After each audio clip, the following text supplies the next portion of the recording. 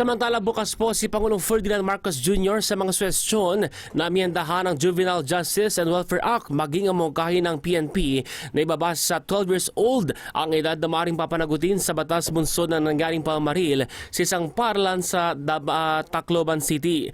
Ayon kay Communications Undersecretary Claire Castro, kung anuman ang may bibigay na version ng Kongreso ay titingnan ng Pangulo.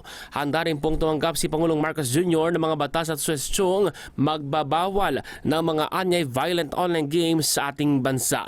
Ang karagdagang detalye sa report ni Daniel Salayo. Daniel? Yes, Ace, bukas si Pangulong Bongbong Marcos sa pagbaban ng mga mararahas na laro o online games sa bansa. Kasunod ang nangyaring school shooting sa Tacloban City na ikinasawi ng 3 estudyante at nag-iwan ng 20 sugatan. Naglabas ng pahayag si Undersecretary Claire Castro matapos mapag-alaman ng pulisya na ang isa sa mga menor de edad na namaril ay naglalaro ng sandbox video game na Gorebox na nagpapakita ng mga armas maging paglalarawan ng karahasan. Ani Castro, pinag-uusapan ng ipagbawal sa Pilipinas ang ganitong klaseng apps at didinig si Marcos ng mga batas na maaaring kumontrol sa access ng mga violent na online content, lalo na sa mga bata.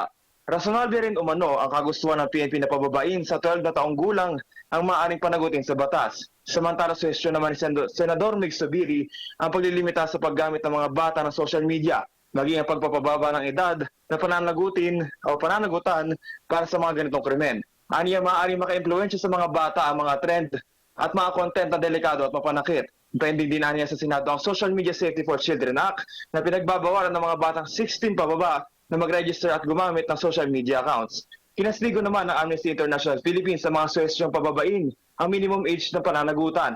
Batay kay Session Director Ritz Lee Santos III, hindi nila dapat samantalahin ang insidente para buhayin ng mga palpak na panukala, lalo pang pahihinain ang mga naunang juvenile justice law.